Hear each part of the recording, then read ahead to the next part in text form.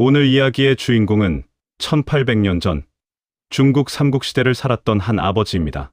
그는 평생을 전장에서 보냈고 40이 넘어서야 간신히 아들을 얻었습니다. 그리고 63세 나이에 세상을 떠나면서 세 아들을 남겼습니다. 그 아버지의 이름은 유비, 촉한의 초대 황제였습니다.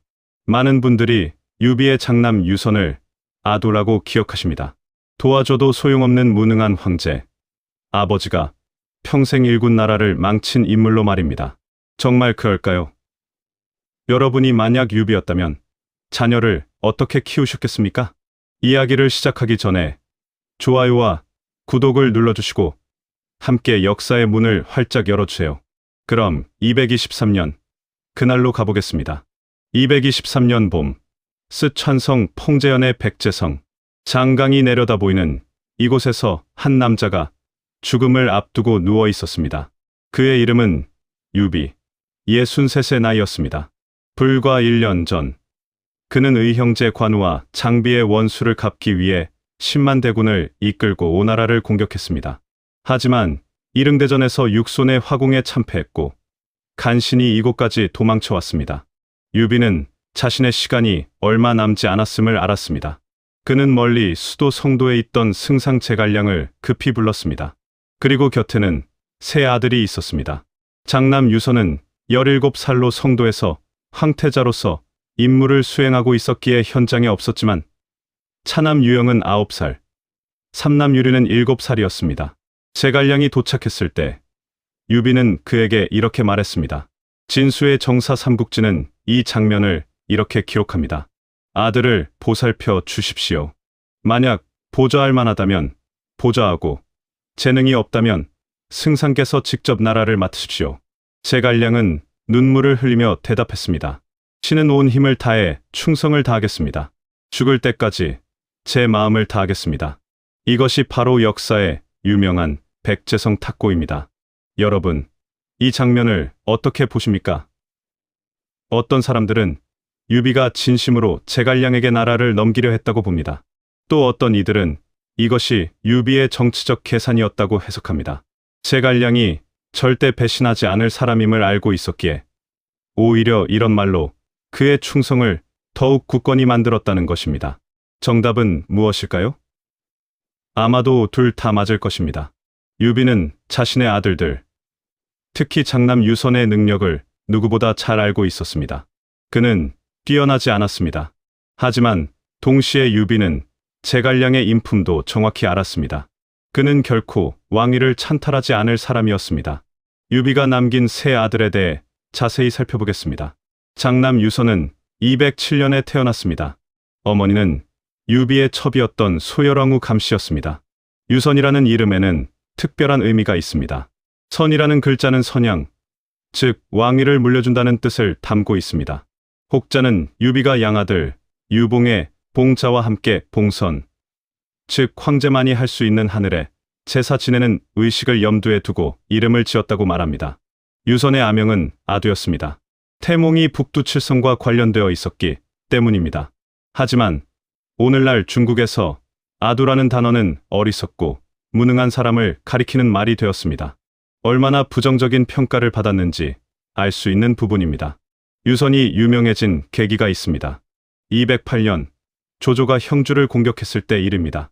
유비는 백성들을 데리고 피난을 가다가 당양장판에서 조조군에게 포위당했습니다. 이때 갓난아기였던 유선을 장군 조은이 품에 안고 적진을 뚫고 나왔습니다. 소설 삼국연의는 여기에 극적인 장면을 추가합니다. 유비가 돌아온 유선을 땅에 내던지며 이 아이 때문에 귀중한 장수를 잃을 뻔했다고 말했다는 것입니다. 하지만 이것은 연희의 창작입니다. 정사에는 이런 기록이 없습니다. 연희는 유비의 인덕을 강조하기 위해 이 장면을 만들었지만 아이러니하게도 후대 사람들은 이 장면 때문에 유선이 땅에 떨어져 머리를 다쳐서 바보가 되었다는 이야기까지 만들어냈습니다. 역사를 다룰 때 정사와 소설을 구분하는 것이 얼마나 중요한지 보여주는 사례입니다. 차남 유영은 자가 공수로 221년 유비가 황제에 오를 때 노왕에 봉해졌습니다. 230년에는 감능왕으로 자기가 바뀌었습니다. 유영은 형인 유선과는 달리 환관 황후와 불화했습니다. 황후는 유선의 말년에 득세한 인물로 국정을 농단했다는 평가를 받습니다. 유영은 황후에 대해 비판적인 입장을 취했다가 10여 년간 유선을 아련할 수조차 없었습니다. 이 대목에서 우리는 무엇을 볼 수 있을까요? 유영은 옳고 그름을 분명히 아는 사람이었습니다. 하지만 동시에 정치적 현실을 다루는 능력은 부족했습니다. 형인 황제와 대립하는 것이 얼마나 위험한 일인지 몰랐던 것입니다. 삼남 유리는 자가 명확히 전해지지 않으며 역시 221년 왕에 봉해졌습니다. 그에 대한 기록은 매우 적습니다. 다만 263년 촉한이 멸망했을 때 형들과 함께 낙양으로 이주했고 서진에서 봉작을 받았다는 정도만 알려져 있습니다. 흥미로운 점은 유비의 적자 후손들은 영가에 난 때 모두 죽었지만 유영의 손자 유연은 살아남아 성안으로 피신했다는 것입니다. 오늘날 전해지는 유비의 후손들은 모두 유영의 혈통입니다. 역사의 아이러니입니다. 황제가 된 유선의 핏줄은 끊겼지만 왕이었던 유영의 핏줄은 이어진 것입니다. 여기서 우리는 한 가지 질문을 던져야 합니다. 유비는 왜 세 아들을 이렇게 키웠을까요? 그리고 왜 유선만 황태자가 되었을까요? 답은 간단합니다. 당시 제도가 그랬기 때문입니다. 적장자, 즉 정식, 부인의 첫째 아들이 후계자가 되는 것이 원칙이었습니다. 유선은 비록 첩의 아들이었지만 그때는 정실 부인이 없었기에 사실상 적장자 대우를 받았습니다. 하지만 더 중요한 질문이 있습니다. 유비는 유선을 어떻게 교육시켰을까요? 여기서 우리는 조조와 비교해 볼 필요가 있습니다. 조조에게는 25명의 아들이 있었다고 전해집니다. 그중 가장 유명한 이들은 조비, 조창, 조식입니다. 조조는 아들들에게 실전 경험을 쌓게 했습니다. 조비는 일찍부터 정치와 군사에 참여했고 조창은 전장을 누볐으며 조식은 문학적 재능을 키웠습니다. 조조가 죽었을 때 조비는 이미 34세의 성숙한 정치가였습니다. 반면 유비는 어떠했을까요? 유비는 40이 넘어서야 유선을 얻었습니다. 그리고 평생을 전쟁터에서 보냈습니다. 유선이 태어났을 때 유비는 형주에서 유표 밑에 몸을 의탁하고 있었습니다. 그 후로도 적벽대전, 익주정벌, 한중쟁탈전 등 끊임없는 전쟁이 이어졌습니다. 유비가 황제가 된 것은 221년, 그가 61살 때였습니다. 유선은 그때 14살이었습니다. 유비는 겨우 2년 후에 세상을 떠났습니다. 유선이 제대로 황제 교육을 받을 시간이 얼마나 있었겠습니까? 여러분, 회사에서 부하 직원을 키울 때를 생각해 보십시오. 2년 만에 회사의 CEO 자리를 물려줄 수 있습니까? 불가능합니다. 리더를 키우는 데는 오랜 시간이 필요합니다. 실수도 해보고, 실패도 경험하고, 다양한 사람들과 부딪혀보고, 의사결정의 무게를 느껴봐야 합니다. 유비는 유선에게 이런 시간을 주지 못했습니다. 아니, 주지 못한 것이 아니라 줄 수 없었습니다. 촉하는 늘 위태로웠고 유비는 항상 전선에 있어야 했습니다. 아들을 곁에 두고 가르칠 여유가 없었던 것입니다. 그래서 유비는 임종시 제갈량에게 이렇게 말했습니다. 아들을 아버지처럼 섬기도록 하십시오. 이것은 단순한 부탁이 아니었습니다. 유선에게 제갈량을 스승이자 아버지처럼 따르라는 명령이었습니다. 여기서 유비의 선택을 돌아봐야 합니다. 그는 아들의 능력을 믿지 못했습니다. 그래서 제갈량에게 전권을 맡겼습니다. 이것이 옳았을까요? 223년, 유선은 17살의 나이에 황제가 되었습니다. 제갈량은 승상으로서 내정과 외정을 모두 총괄했습니다. 유선은 정치에 거의 관여하지 않았습니다. 학계에서는 이를 허군실상, 즉 군주는 허울 뿐이고 재상이 실권을 쥔 체제라고 부릅니다. 놀라운 것은 이 체제가 제갈량이 살아있는 동안 20년 넘게 잘 작동했다는 점입니다. 유선과 제갈량은 서로를 존중했습니다. 유선은 제갈량을 신뢰했고 제갈량은 유선을 받들었습니다. 정치적 갈등이 없었습니다. 하지만 이것이 정말 좋은 일이었을까요? 여러분이 유선의 입장이라면 어떠셨겠습니까? 황제라는 자리에 앉아 있지만 모든 결정은 승상이 합니다. 여러분은 그저 승인만 하면 됩니다. 편할까요? 아니면 답답할까요? 기록에 따르면 유서는 제갈량이 남만을 정벌하러 간 사이 스스로 정책을 만들어 시행하기도 했습니다. 또한 위나라의 사마이가 요동으로 공소년을 토벌하러 떠났을 때 유서는 대장군 장관에게 이를 기회로 삼으라는 조서를 내렸습니다. 군사적 안목이 있었던 것입니다. 이것이 의미하는 바는 무엇일까요? 유서는 완전히 무능하지 않았습니다. 그에게도 나름의 판단력이 있었습니다. 다만 제갈량이라는 거대한 그림자 아래에서 그 능력을 펼칠 기회가 없었을 뿐입니다. 234년 제갈량이 오장원에서 세상을 떠났습니다. 이때 유서는 38살이었습니다. 그는 비로소 친정을 시작할 수 있었습니다. 하지만 38년 동안 모든 결정을 다른 사람에게 맡기고 살았던 사람이 갑자기 스스로 판단하고 결정해야 한다면 어떨까요? 유서는 장완, 비에, 강유와 같은 제갈량의 후계자들에게 다시 국정을 맡겼습니다. 이것이 잘못된 선택이었을까요? 꼭 그렇지는 않습니다. 자신의 한계를 아는 것도 지혜입니다. 문제는 그 후였습니다. 250년대 말 유선의 통치 후반기에 환관 황후가 득세하기 시작했습니다. 황후는 유선의 신임을 얻어 권력을 장악했고 여러 신하들이 이를 비판했지만 유선은 듣지 않았습니다. 앞서 말씀드린 유선의 동생 유영도 황후를 비판하다가 10년 넘게 형을 만나지 못했습니다. 여러분, 조직을 이끌어본 경험이 있으시다면 이 상황을 이해하실 것입니다. 리더가 잘못된 사람을 신임하면 조직은 무너집니다. 유선은 황후의 본질을 꿰뚫어보지 못했습니다. 왜일까요? 한 가지 가설을 제시해봅니다.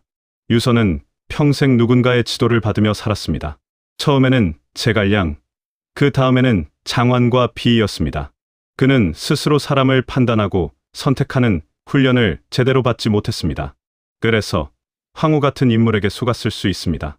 또 다른 해석도 가능합니다. 유선은 황후를 통해 권력을 행사하려 했을 수 있습니다. 명제상들은 제갈량의 유지를 따라 북벌에 집착했습니다. 하지만 유선은 백성들의 고통을 생각했을 수도 있습니다. 황후를 통해 재상들을 견제하려 했다는 것입니다. 어느 쪽이 진실일까요? 우리는 확실히 알 수 없습니다. 다만 분명한 것은 유선의 말년 통치가 혼란스러웠다는 점입니다. 263년 위나라 장군 등해가 촉한을 기습했습니다. 강유는 검각에서 위군을 맡고 있었습니다. 하지만 등해는 은평을 통해 험준한 산을 넘어 성도로 곧장 진군했습니다. 아무도 예상하지 못한 루트였습니다. 유선은 항복했습니다. 신하들 중 일부는 끝까지 싸우자고 주장했지만 유선은 듣지 않았습니다. 그는 등해에게 항복 문서를 보냈습니다. 촉한은 그렇게 멸망했습니다. 많은 사람들이 유선을 비난했습니다. 아버지와 제갈량이 평생 지킨 나라를 너무 쉽게 넘겨줬다고 말입니다. 정말 그럴까요? 당시 상황을 냉정히 살펴봅시다. 강유는 검각에 있었고 등해는 이미 성도 인근까지 진격했습니다. 성도에는 정예병이 부족했습니다. 싸워봐야 승산이 없었습니다. 계속 싸우면 백성들만 죽습니다. 유선은 선택했습니다. 항복을 통해 백성들의 생명을 구하기로 한 것입니다.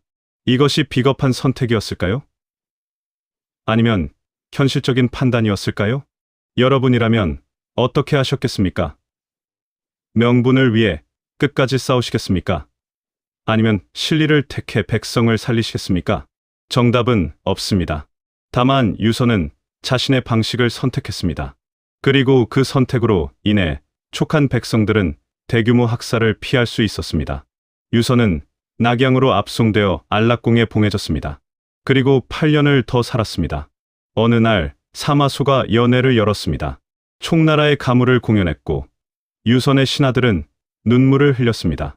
하지만 유선은 웃으며 구경했습니다. 사마소가 물었습니다. 촉이 그립지 않으십니까? 유선이 대답했습니다. 여기가 즐거워서 촉이 생각나지 않습니다. 낙불사촉, 이 고사는 여기서 나왔습니다. 사람들은 이 일화로 유선을 더욱 비난했습니다. 만국의 군주가 되고도 즐기기만 한다고 말입니다. 정말 그럴까요? 한 가지 다른 해석이 있습니다. 유선은 바보가 아니었습니다. 그는 살아남기 위해 그렇게 행동했을 수 있습니다. 만약 그가 고국을 그리워하는 모습을 보였다면 어떻게 됐을까요? 사마소는 그를 위험 인물로 여겨 제거했을 것입니다. 유서는 자신과 가족을 지키기 위해 바보인 척했을 수 있습니다. 신하각정이 나중에 그를 만나 저 말을 하면 살아남을 수 있다고 조언했을 때 유서는 그대로 따라했습니다. 이것이 단순히 우둔해서일까요? 아니면 영리한 생존 전략이었을까요? 유서는 271년 65살의 나이로 세상을 떠났습니다. 그는 아버지 유비보다 2년을 더 살았습니다. 41년 재위, 8년 여생, 총 49년을 역사의 중심에서 살았습니다. 그를 어떻게 평가해야 할까요? 진수는 정사 삼국지에서 이렇게 썼습니다. 후주는 현명한 승상에게 정치를 맡겼을 때는 도리를 따르는 군주였지만 환관에게 미혹되었을 때는 어리석은 군주였다. 공정한 평가입니다. 유서는 완벽하지 않았습니다. 하지만 완전히 무능하지도 않았습니다. 그는 자신의 한계 안에서 최선을 다했습니다. 조조의 아들들과 비교해 봅시다. 조비는 능력 있는 황제였지만 동생들을 박해했습니다. 조식은 천재 시인이었지만 정치적으로 실패했습니다. 손권의 아들들은 왕위 계승 문제로 서로 죽이고 죽었습니다. 반면 유서는 40년 넘게 안정적으로 나라를 다스렸습니다. 큰 내분이 없었습니다. 제갈량과의 관계도 좋았고 신하들도 대체로 충성했습니다. 이것이 쉬운 일일까요? 어쩌면 유선의 가장 큰 능력은 자신의 한계를 아는 것이었는지도 모릅니다. 그는 자신이 제갈량만큼 뛰어나지 않다는 것을 알았습니다. 그래서 맡겼습니다. 그리고 간섭하지 않았습니다. 오늘날 많은 리더들이 이것을 못합니다. 자신이 모든 것을 할 수 있다고 착각합니다. 그래서 실패합니다. 유서는 적어도 이 점에서는 현명했습니다. 이제 3가지 교훈을 정리해 보겠습니다.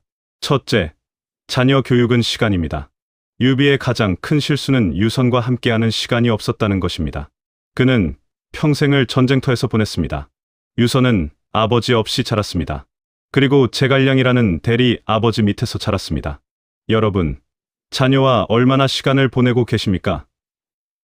퇴사 일이 바쁘다고, 돈을 벌어야 한다고, 자녀와의 시간을 미루고 계시지는 않습니까? 유비의 실수를 반복하지 마십시오. 시간은 돌아오지 않습니다. 둘째, 실패의 경험이 필요합니다. 조조는 아들들에게 일찍부터 책임을 맡겼습니다. 실수도 하게 놔뒀습니다. 그래서 그들은 배웠습니다. 유서는 어떠했습니까? 모든 것이 제갈량에게 있었습니다. 유서는 실패할 기회조차 없었습니다. 실패 없이는 성장도 없습니다. 자녀가 실수하는 것을 두려워하지 마십시오. 작은 실패를 경험하게 하십시오. 그래야 큰 실패를 피할 수 있습니다. 셋째, 자신의 한계를 아는 지혜입니다. 유서는 자신이 제갈량만큼 뛰어나지 않다는 것을 알았습니다. 그래서 맡겼습니다. 이것도 용기입니다. 오늘날 우리는 모든 것을 혼자 하려고 합니다. 그래서 지칩니다. 여러분의 한계는 무엇입니까? 그것을 인정하십니까? 인정한다면 누군가에게 도움을 청하고 계십니까? 유선처럼 적절히 위임하는 것도 리더십입니다. 유비의 세 아들 이야기는 여기서 끝이 아닙니다. 유선의 후손들은 영가의 난 때 모두 죽었지만 유영의 손자는 살아남았습니다. 역사는 때때로 예상치 못한 방향으로 흘러갑니다. 촉한이 멸망한 지 1800년이 지났습니다. 하지만 유비와 유선의 이야기는 여전히 우리에게 말을 겁니다.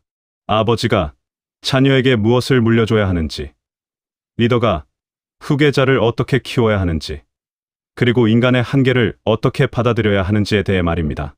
쓰촨성 풍제연에 가면 백제성이 있습니다. 유비가 마지막을 보낸 곳입니다.